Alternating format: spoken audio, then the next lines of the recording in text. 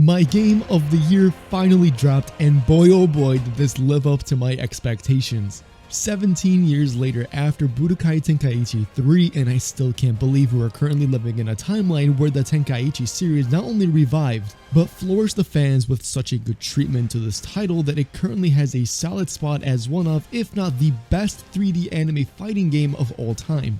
Breaking records left and right before the game even released, like taking the #1 spot on both PlayStation and Steam platforms, surpassing a game like Call of Duty. That's never been seen before for an anime game. As a kid, I've always wondered if they'll ever make a sequel, especially for when I played Raging Blast 2, thinking if they'll ever release one with updated characters, but we got something 10 times better than that, and now entering Dragon Ball Sparking Zero. With the release of this scale with beautiful graphics, attention to detail, insane animations, great character models, and a gigantic base roster of this size, how could a Dragon Ball fan not be this excited?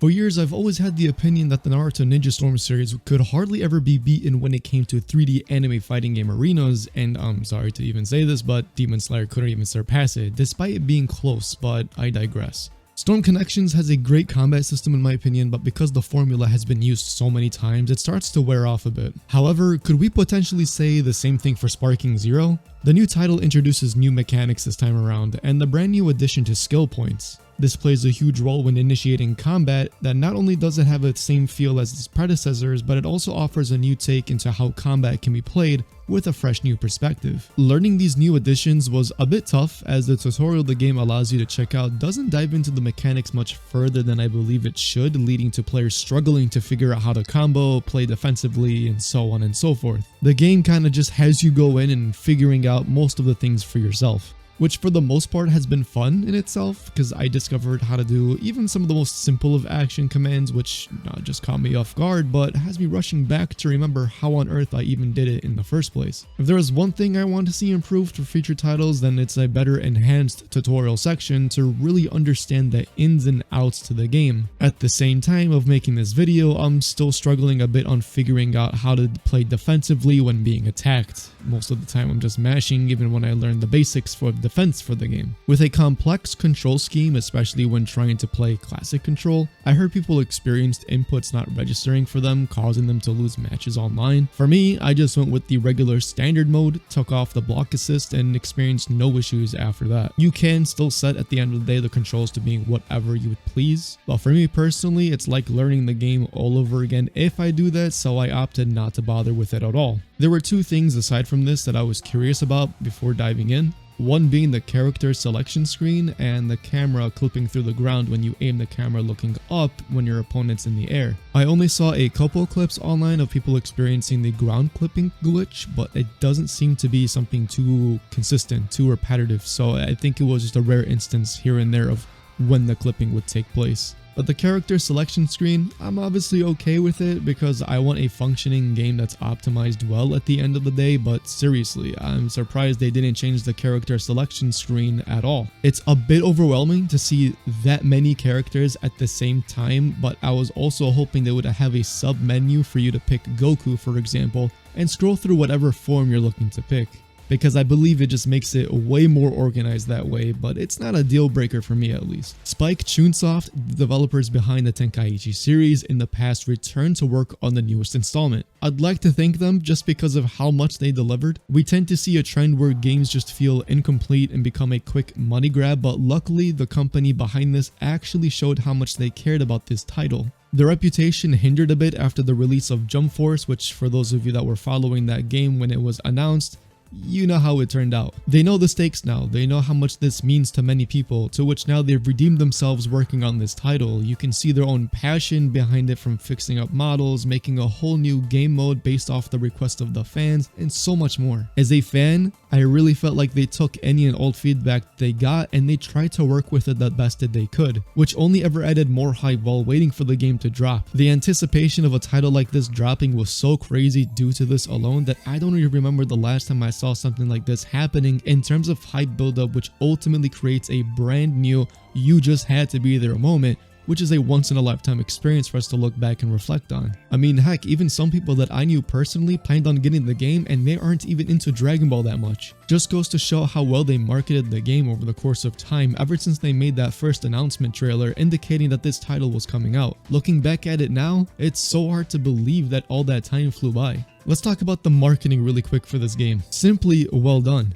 Every premiere had hundreds of thousands of people tuning in for every single one of them, millions of views across the board, just simply showcasing the game little by little and building up the anticipation for the next one. The biggest discourse I believe took place was about GT. Every single time a showcase finished, people thought GT was next, to the point the developers took time to be interviewed by people who also asked the whereabouts of GT and they couldn't even comment on it. Fast forward and the reveal of it was finally shown. Super Saiyan 4 Gogeta is what many people say is the face of these games, but even then, when you see all these characters added, you're just continuing to wonder just who else is going to be in this roster that they haven't showed yet. Overall, they did a great job generating hype and keeping the tension going. I'm also seeing the same exact thing for Shadow in the new Sonic X Shadow Generations, which is releasing soon, and I do plan to talk about it in a different video when that game drops, so stay tuned for that.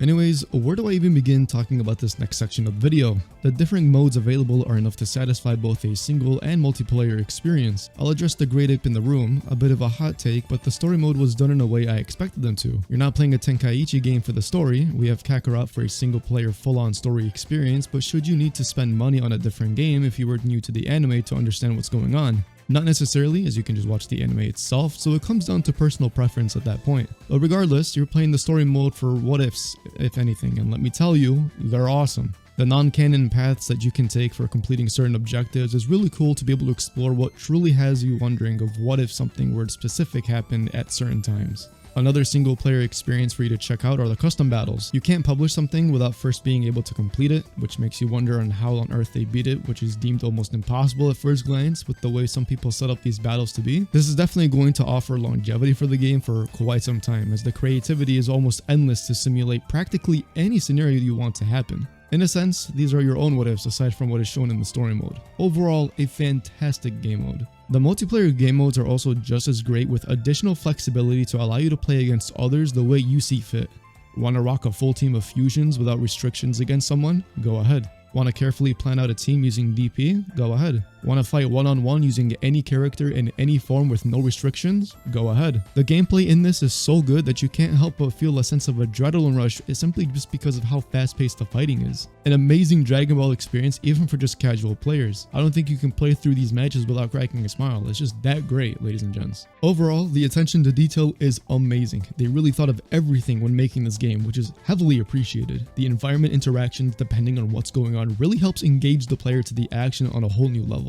Stage destruction, whether it's from slamming an opponent to the ground or just causing a crater to be made from a special move. Your key charging, slow or fast, depending on what type of environment that your character is currently in. So for example, if you're underwater, some characters' key charging is really slow compared to other people. There's unique grab animations depending on what character is fighting who, and so much more. This is easily the greatest Dragon Ball Z game of all time, and I really can't see how they're going to top this for the next one if there'll ever be another one to come out in the future. With all that said, we still have DLC characters on the way, which will extend the roster well over 200 most likely, and that's not confirmed, just a rough guess. Let me know your thoughts about the game down in the comment section down below. I'd love to hear them. That's all I have for you guys today. If you haven't checked out the Archives channel, it's a place where we are currently documenting content from Pokemon Battle Revolution, which you can participate in playing online against other people in the Discord server, while also finding resources for your playthroughs and even checking out a ROM hack I created for those interested. Thanks for watching, and I'll catch you guys in the next one. Peace out.